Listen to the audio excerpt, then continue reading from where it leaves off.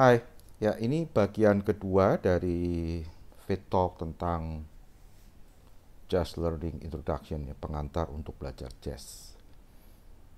Di Talk kedua ini saya akan paparkan apa saja yang Anda perlu persiapkan jika Anda ingin belajar belajar jazz.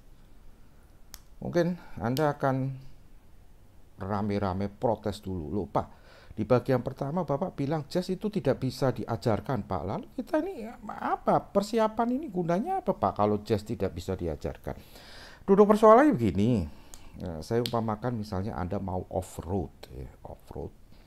Off-road di satu medan itu tidak pernah ada apa namanya instruktur mengemudi mobil yang mengajarkan ini loh, kalau menghadapi medan di Sulawesi bagian begitu itu ini loh. Tidak pernah ada. Yang ada hanyalah para instruktur mengemudi yang profesional itu memberikan pembekalan bahwa Anda harus menyiapkan mobilnya dulu. Anda harus mempersiapkan gearboxnya, dan yang paling penting Anda harus menguasai teknik-teknik mengemudi, basic teknik untuk mengemudi secara baik dan layak. Itu maksudnya. Lebih nyata lagi kalau Anda misalnya mengikuti masterclass. Kalau Anda mengikuti masterclass musik klasik misalnya, meskipun Anda itu sudah advance, profesor misalnya, profesor dan doktor, kalau Anda ikut masterclass musik klasik, Anda tetap akan diajarin. Masternya itu pasti akan menunjuk ke Anda, ini loh, frase ini you kurang tepat. Frase ini komposernya mintanya begini, jadi you main mesti begini. Kecuali kalau Anda masterclass dengan Daniel Barenboim, beliau orangnya humble sekali. Beliau akan tanya dulu, apa sih alasan lo bikin main frase begini dengan cara kayak gitu. Kalau alasannya kurang masuk akal, baru beliau ngomong. Tapi tidak semua masterclass begitu, master begitu. Itu kalau masterclass klasik. Tapi kalau Anda mengikuti masterclass jazz masterclass, misalnya Anda ikut ke Oscar Peterson ataupun Wynton Marsalis, tidak ada itu nunjuk-nunjuk partitur begini, terus kemudian Anda mainnya disalah-salahkan begitu. Tidak pernah ada. Karena apa ya, itu tadi, jazz tidak pernah diajarkan. Jazz itu bisa dilatihkan, tapi tidak pernah diajarkan. Paling masternya, Wynton Marsalisnya itu akan mengatakan, kalau I suggest, saya sarankan, kalau saya nih mainin begitu, saya akan main begini.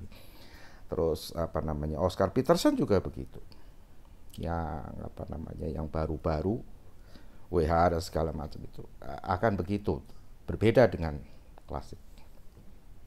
Baik, lalu apa yang harus dipersiapkan kalau Anda ingin terjun ke bidang jazz? Hanya dua saja sebetulnya, scale dan interval. Hanya itu, scale dan interval. Scale atau tangga nadanya ini banyak sekali yang Anda harus kuasai sebelum Anda bisa terjun ke musik jazz, ya. Kenapa mesti menguasai banyak tangga nada? Ya karena di jazz ini bisa terjadi tidak seperti klasik. Klasik kalau harmoninya C misalnya, ya mainnya seputar tangga nada C itu. Tapi kalau jazz tidak. Di C Anda bisa main akordnya C, tapi Anda bisa main di G misalnya. Anda bisa main di D misalnya. Nah, makanya Anda harus menguasai betul-betul khatam. Khatam itu hafal sempurna, bukan hafal di luar kepala. Hafal di luar kepala, nanti di luar kepala hilang. Apa saja tangan nadanya? Major minor, all major minor in 12 keys, 12 kunci. 12 kunci itu apa saja, Pak? Yang itu jembatan keledainya. Gadis desa amat elok, banyak fantasi, cantik. Itu untuk yang sharp. Dan untuk yang mall, untuk yang flat, Fatimah besok esok akan dagang gula citrun. F bes S as des ges C flat. Oke. Selain major minor itu, Anda juga harus belajar pentatonic scale.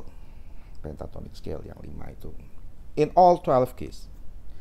Kemudian Anda belajar lagi ada altered dan lain sebagainya.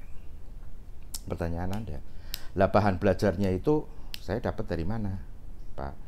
Ya sebelum tahun 2000 memang sulitnya setengah mati untuk cari bahan-bahan begitu. Tapi sejak tahun 2000 ke sini, Anda bisa cari di internet gampang. Atau kalau Anda ingin terstruktur, Anda bisa beli bukunya Rock School, baik untuk piano kontemporer maupun akustik gitar. Ya. Saya tidak promosi Rock School, biar saja Rock School, tidak usah dipromosikan toh, tetap nggak mati-mati. Anda bisa beli itu sehingga belajarnya bisa lebih teratur. Tidak perlu Anda ikut ujian Rock School kalau Anda merasa males. Itu satu scale. Yang kedua adalah intervalnya. Interval itu bukan sampai pada interval yang biasa saja, tapi juga sampai pada compound interval. Kenapa? Karena akord jazz itu susunannya beda dengan akord biasa. Akord jazz itu sifatnya adalah progresif. Pergerakannya banyak sekali, pelan-pelan. Juga strukturnya ruwetnya setengah mati. Jadi Anda diminta untuk paham interval. Saya kasih tahu tipsnya ya. Interval itu sebetulnya ngapalinnya gampang aja. Kalau yang 1458 itu pasti perfect. Yang 2367 itu bisa minor, bisa mayor, bisa minor, bisa major. Dilihat dari scale-nya. Jadi jangan sampai Anda ada akord ini dari sini ke sini apa 2 mayor apa 2 minor ya. Anda pikir dulu, Anda ingat-ingat rumusnya. Minor second is setengahnya berapa satu. Kalau Anda masih begitu jangan deh, buang uang. Ya, jadi itu aja, 2 itu. Terus kemudian ada lagi yang bertanya begini, kalau pengetahuan tentang baca not balok Pak, tidak penting. Sejauh Anda bisa baca notasi musik itu tidak perlu notasi balok. Notasi balok hanya satu jenis saja. Yang penting Anda simbol akord Anda bisa baca, dan juga ya melodi kalau dikasih solmisasi sedikit-sedikit Anda bisa baca, cukup. That's it. Jadi kalau Anda mau terjun ke dalam jazz, mulai sekarang khatam semua scale. Khatam interval sampai ke compound interval. Itu saja. Kalau ada umur panjang nanti kita bisa ketemu lagi. Saya bahas hal-hal yang lainnya lagi. Thanks for your attention. Be happy, stay safe. Bye-bye.